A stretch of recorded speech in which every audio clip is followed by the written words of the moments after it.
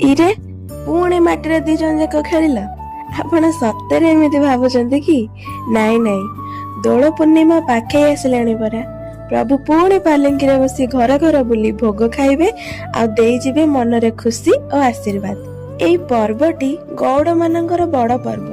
ହଁ ମାନୁଛୁ ଆମେ ଜାତିରେ ଗୌଡ଼ ନୁହଁ, କିନ୍ତୁ ଆମ ସ୍ନେହ ଶ୍ରଦ୍ଧାରେ ବି ତ ଆମେ ତାଙ୍କଠୁ କିଛି କମ ନୁହଁ।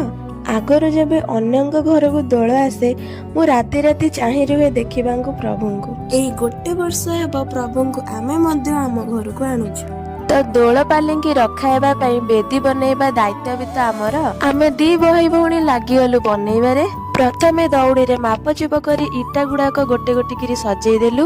ନୂଆ ମାଟି ଆଣି ଭିତରେ ଭର୍ତ୍ତି କରି ହାତରେ ସାଇଜ କରି ସମାନ କରିଦେଲୁ। ମୋ ଭାଇ କି ଏମିତିଆ ସବୁ କାମ କହିବ ସେ ସେଥିରେ ପୁରା ଆଗ। ହଣାହଣି କଟାକଟି, ହଁ ବଡି ବିଲ୍ଡର ଆଉ।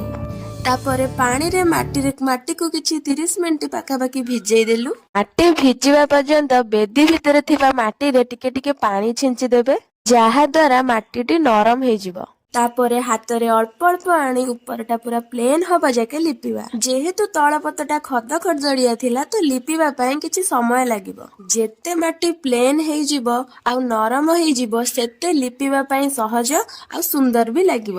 ଗୋଟେ ଭିଡିଓରେ ତ ପୁରା ଶେଷ ପର୍ଯ୍ୟନ୍ତ ଦେଖେଇ ହବନି। ବେଦିଟା ପୁରା ବନିବା ପରେ କେମିତି ଲାଗୁଛି ଦେଖିବେ ମୋର ନେକ୍ସଟ ଭିଡିଓରେ। Bye bye.